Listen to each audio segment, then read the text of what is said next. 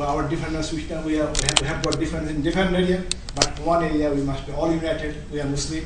We believe Quran. We believe in Allah. We believe our last prophet. With this theme, let you be united in one issue, and Wami is helping us to make this issue a success. Let Allah help the Wami to serve the community in future in all this aspect. Assalamu alaikum wa rahmatullahi wa barakatuh. সম্মানিত সুধী মণ্ডলী, আমাদের programme এখানেই সমাপ্তি হচ্ছে।